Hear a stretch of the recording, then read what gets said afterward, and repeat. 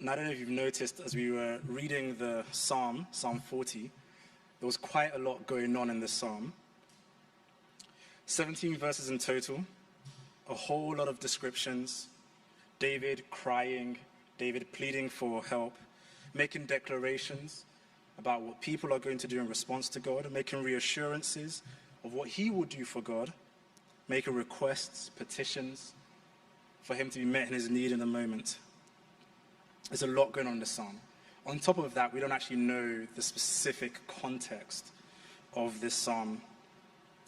We don't know if it's David looking forward in anticipation with regards to something that is coming, or if it's him looking back with regards to something that has happened in reflection. And so it can kind of leave us wondering how exactly to approach a psalm that both has a lot going on for all 17 verses and for which we don't know the specific original context.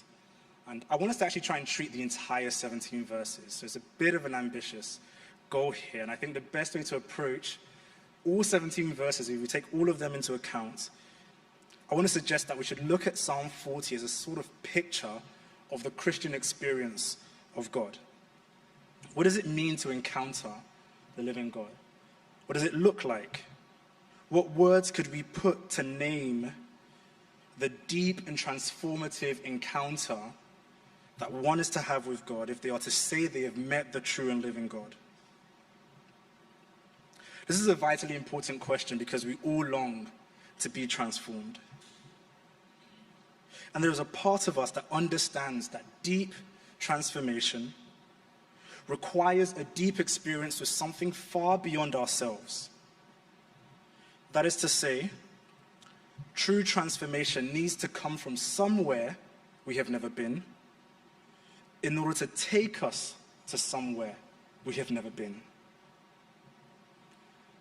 Isn't this why we've seen a shift in modern discourse between the language of religion on the one hand and the move to a description of religion as more of a spirituality? There's a shift from religion to spirituality in language. When we say that in sort of everyday language, what we're really talking about is a shift from describing an encounter with God as activity to experience, right? If you say someone's very religious, what are you saying? They do a lot of things. Those things can vary. They pray every day, they go to church all the time, they tithe, they fast, they do things. When we say someone's religious, typically, if you're in work or wherever else, you're describing them doing lots of activities. But if you say I'm spiritual, or I have a spirituality, there's a sense in which you're talking about someone's experience. I experienced something. I went to the woods, I went to Big Sur, and I had a spiritual experience, something deeper. It's not necessarily tied to a denomination or even an identified deity, but it's something that happened to you, a sort of transformation. We all long to be transformed. And I think it's part of the reason why we are so drawn to stories of spiritual experiences, stories of encounters with God, stories that captivate our hearts in a sense of we want that same experience for ourselves. So we hear the story of a woman who was kicked out of her house by another person who was jealous of her, and while she's wandering in the wilderness, destitute, alone, wondering what will happen to her, she encounters God, and the only way she can describe it is to say, I have seen the one who has seen me.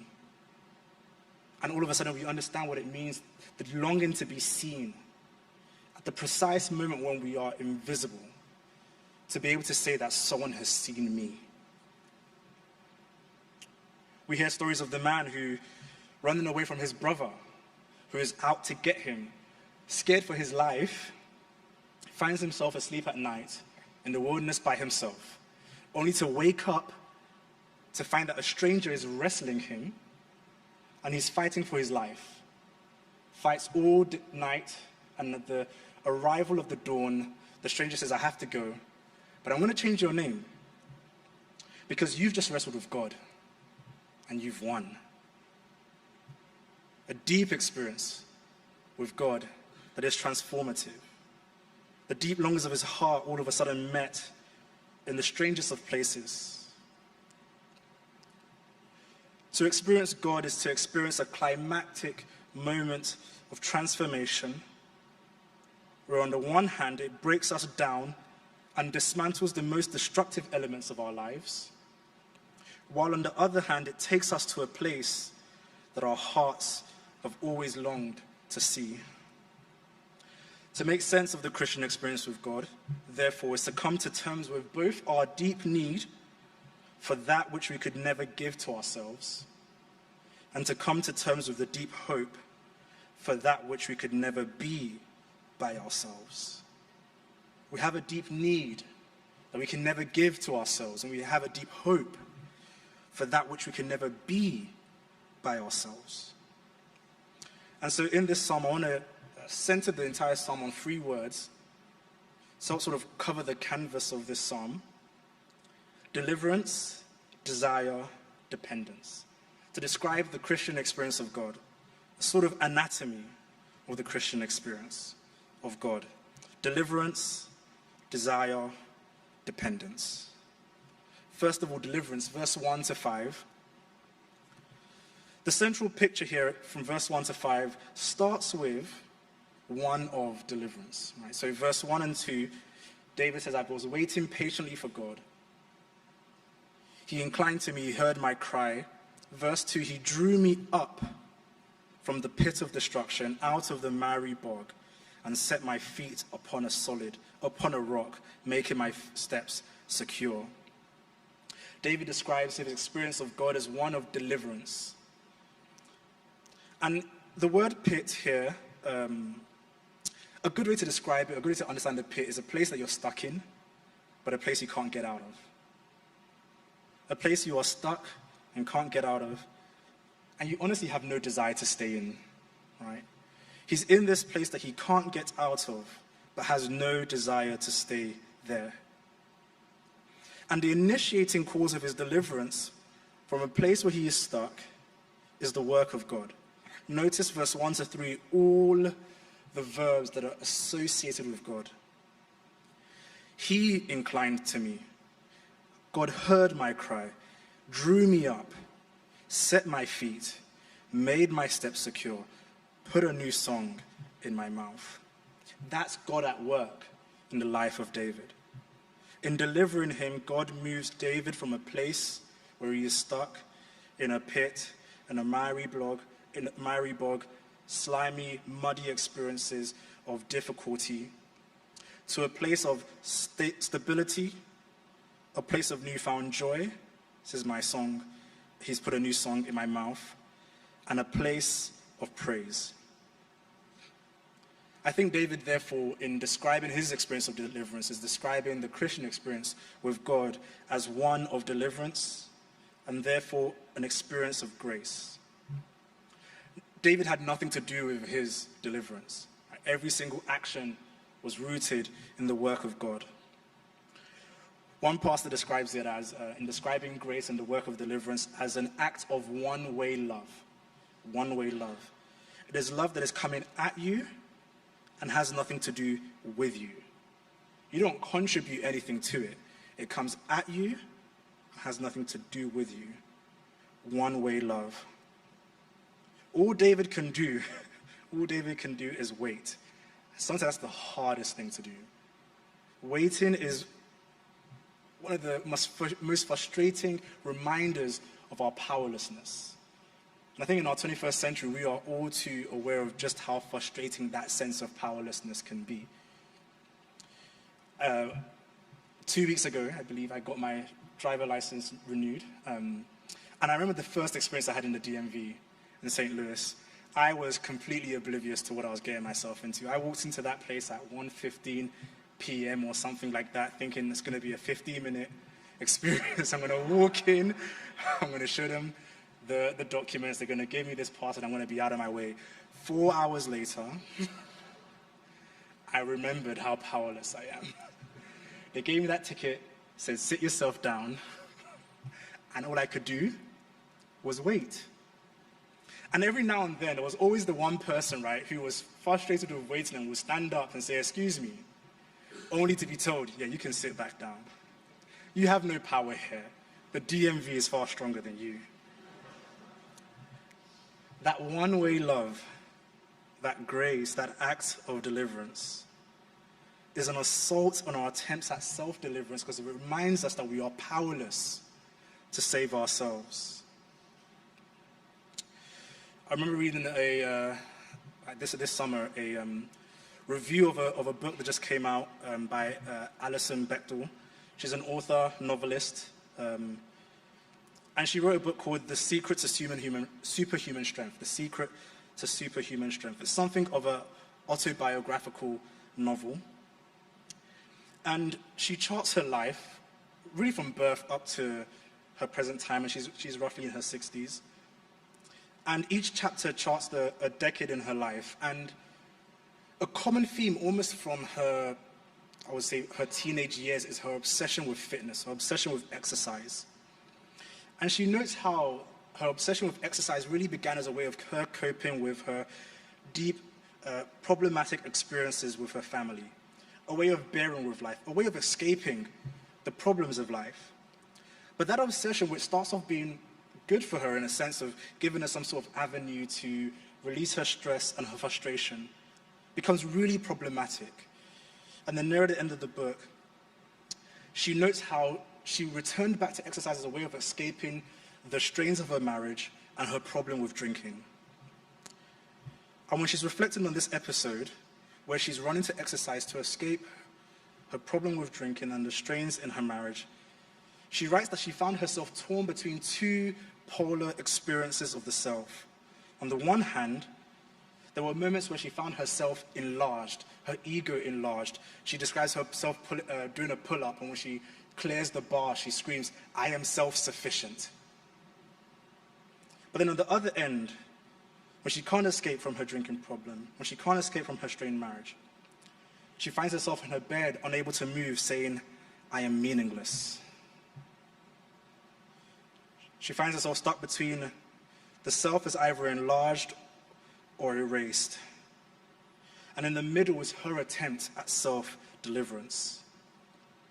You see, when we try to escape the pit with our own strength, we either enlarge ourselves but really drag others down into the pit with us, or we just give up and make our bed in the pit. David tells us that what God is calling us to do is to direct our frustrations and to cry out to God, to say, "I have no power to deliver myself, and I have to admit that I can't do it in my own strength," and ask God to do it on my behalf. Now, what is at the other end of this deliverance? Look at verse 2 and 3. Second half of verse 2, "He set my feet upon a rock, making my steps secure. He puts a new song in my mouth, a song of praise to our God." On the other end of deliverance is groundedness, stability, joy, relief, security. It is almost to say that to meet God, to experience the one-way love of God, is to find the ground beneath our feet, to find the song for which we have longed to sing. To meet God is to find the one in whom our trust can be placed. It is to find our home safe and secure. To encounter God is to experience deliverance. Secondly, to encounter God is to have the birth of a new desire. Verse 6 to 10. To encounter God is to experience a new desire. Notice something very strange in verse 6. David says, at the beginning and the end of the verse, "In sacrifice and offering you have not delighted." Then at the end, "Burnt offering and sin offering you have not required." Basically saying the same thing. God, you don't require, delight in burnt offerings and sacrifices in and of themselves. And right in the middle of that, what does he say? "But you have given me an open ear." Now, what does an open ear have to do with sacrifices? The sort of quite literal translation, if you take the Hebrew word for word, David says, "Ears you have dug out for me." You've literally dug out ears for me. It's almost the sense in which David is saying, you've formed something new within me that once was not there. And the contrast to sacrifices, I think, suggests that David is speaking of the creation of a new sort of receptivity to the Spirit of God, right? In contrast to what was once a religious sort of formalism or ritualism, a passive engagement with activity, David says, you dug out ears for me and created a new response in my heart, a new longing in my heart, a new receptivity to the Spirit. The external religious activities, David is saying, that we concern ourselves with cannot birth anything new within us. If we have to have a new desire within our hearts, if anything really is to be birthed within our hearts, it must be the work of God. God must dig out the new wells of living water. Our ears must be opened and our hearts redirected to God. It is no surprise that in verse 7 and verse 8, we read of this sort of new desire that David has in his posture having changed towards God. So verse 7, he says, "Behold, I have come," he says to God. Verse 8, "I delight to do your will." David describes a movement towards God, I'm coming towards God, and a gladness in view of God, I delight to do your will. The transformation of his desires.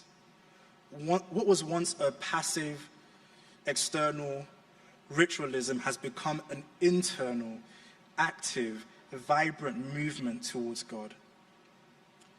To encounter God, therefore, is to find our loves reordered.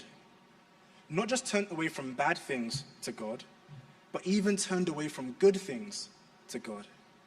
But in all things to find our heart turned towards God. Jamie Smith, he's a philosopher at Calvin University, has a book called You Are What You Love. And he speaks about the need for reordered loves in relation to God, that we are homo liturgicus, right? We are what we love, not just what we think, but principally what we love. And he says this about orienting our hearts towards God.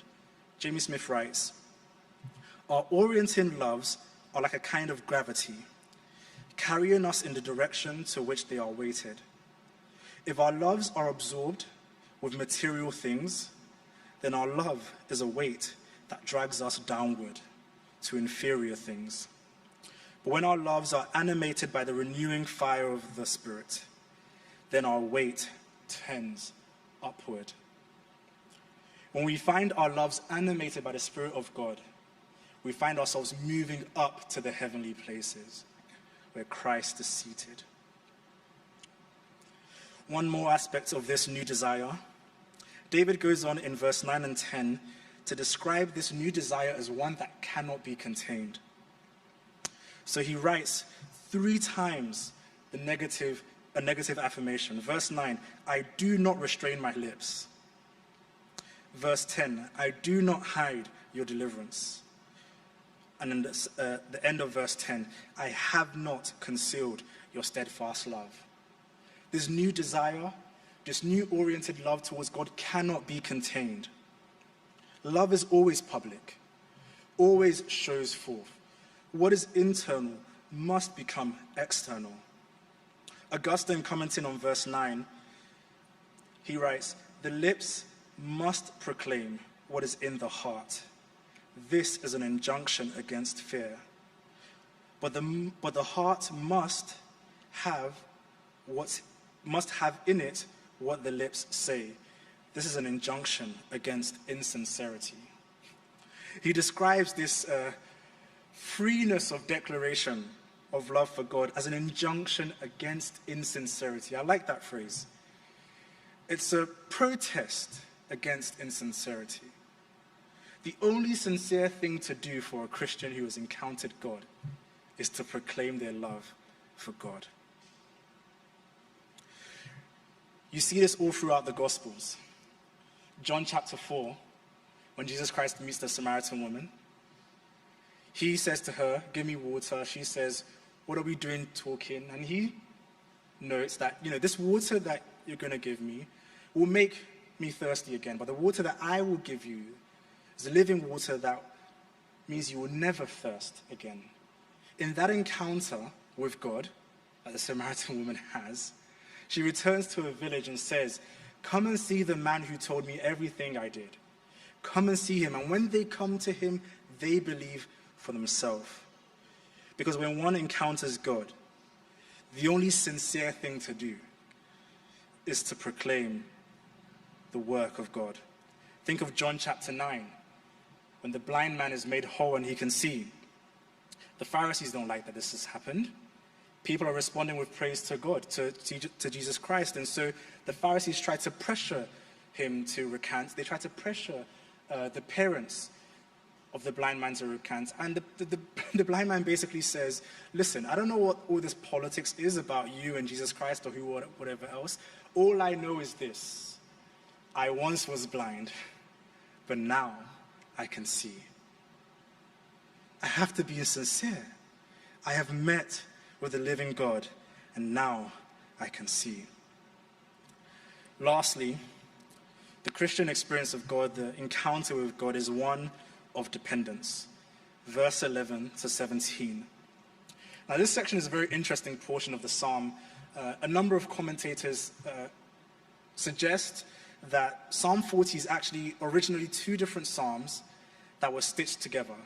Because verse 1 to 10, you basically have something of a psalm of praise. And then verse 11 onwards, you move into this sort of request and petition for deliverance. A psalm of petition. And it seems really disjointed and like a huge pivot. And so the argument is that actually there's two different psalms and they were stitched together. Part of that argument has some validity to it because verse 13 to 17 is almost word for word Psalm 70. So if you look at Psalm 70, don't have to turn there now, and then compare it to Psalm 13 to 17 of Psalm 40, they're almost identical. So the argument goes, Psalm 70 was before and was stitched to what is verse 1 to 10 and put together. Now, I don't know how exactly that did happen. When it comes to ancient texts, there's a lot of theories. But what we do know is that the final form we have has them together as one psalm. So the question has to be, in God's providence, why do we have it like this? Why does it seem so disjointed? And I want to suggest that verse 11 to 17 captures something of the cyclical nature of the Christian experience, right? You would think that having been delivered, verse 1 to 3, celebrating and praising God, and then naming his new desire and new sort of enthusiasm for God, it will just be some sort of, J curve and it goes up for infinity. But then when we come to verse 11 to 17, we go right back to where he started. Verse 1 and 2 say pretty much the same thing as verse 17. Verse 1 and 2, he cries for help, he's delivered. Verse 17, God, you are my deliverer, I'm crying out for help. Right back where we started. Isn't that the Christian life? It shows that actually the Christian life is not one of, God has done the work, and I'm really grateful for what he's done, but now it's my time. It's my turn to take over, to step up, and to do the thing. But actually, the Christian story, the Christian life, is one of starting with the work of God and moving to the work of God and moving to the work of God. You never graduate the first class in the Christian life. The Christian life is one of ever-perpetual dependence on God. It is to be able to praise God for setting my feet on solid rock, making my steps secure, and then to also say, verse 12, my iniquities have overtaken me, evil has encompassed me beyond number. I depended on you then, I depend on you now.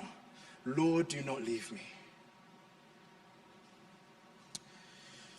It's a reminder that the reason why the Christian is ever dependent on the work of God is because the torrents of life are far stronger than any strength you may possibly possess. The torrents of God are far stronger than any strength you may possibly possess. It isn't as though that David has gone from new strength to him being able to hold himself up, but rather he's right back to where he started, without strength, asking for God to do the work that he cannot do for himself. One of the glories, I would say, of Southern California, I guess this is technically true for the whole of California, but we won't talk about the north. One of the glories of Southern California is the Pacific Ocean, right? And I knew about this coming in, and the rest of it, you've heard it before. But when you stand before the Pacific Ocean, one of the things you immediately capture is that this thing is far larger, far stronger than any strength you could possibly have, and far stronger than any strength than anyone has. It doesn't matter how much you bench. It doesn't matter how tall you are. It doesn't matter how many trucks you can lift. That ocean will suck you up and draw you out quicker than you can blink. And we feel it when we stand in front of it. And isn't that life itself? Sometimes we stand before life and we see it just the way we see the Pacific Ocean, something far stronger than myself. If I step and make the wrong move, this thing will swallow me up. I would say, therefore, that the only thing stronger than the ocean of life itself is the God who created life. This is why the Christian experience of God is one of perpetual dependence, because you cannot do it on your own. It only takes the grace of God.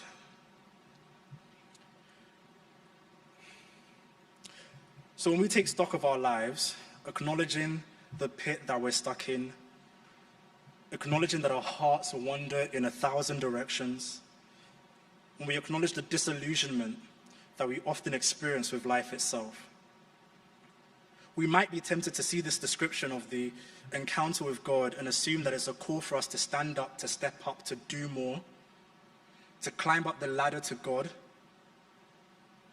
But we must remember, just as we saw at the beginning of the psalm, the birth of an encounter with God is that God first comes to us. It is God's hand that goes down into the pit and reaches and draws us up. It is like Hagar described in Genesis, when she was kicked out of her house, left to wander in the wilderness, all by herself. God comes to her. And how does she describe it? I have seen the one who has seen me. God saw her first. That's how she saw God. It's like Jacob running away from his brother in fear that he's going to kill him, finds himself wrestling a stranger, the angel of the Lord, God himself. And at the break of dawn, the angel says, "You have wrestled with God and you have won." Jacob didn't go looking for a fight with God. God came to him and he received a blessing and a limp, a perpetual reminder of dependence on God. The birth of an encounter with God is that God comes to us. So what are we to do when we long to encounter God? When we long to find deliverance, when we long for the renewal of our heart's desire, when we long to be dependent once again on grace, what are we to do? I'll close with these words from a preacher that I think puts it perfectly well. He writes, "God hears the cries of the people of humanity." God hears your cry. God hears the cries of the people of humanity in their despair and in their shame. Jesus Christ walks into our oppression and delivers us from the captivity of Pharaoh, which is none other than sin and death. So let us cry to the Lord, for he will hear us. And even if we cannot shout, let us whisper, for even the cries that are whispers are heard by the ears of God. And if we cannot whisper, let us be assured that the silent cries of our hearts are heard by God. Does not Paul say that the Spirit groans inwardly within us and for us? So even when we do not know how to cry, the Spirit cries for us, so that the face of God may ever be turned towards us. In the name of the Father, of the Son, and of the Holy Spirit. Amen.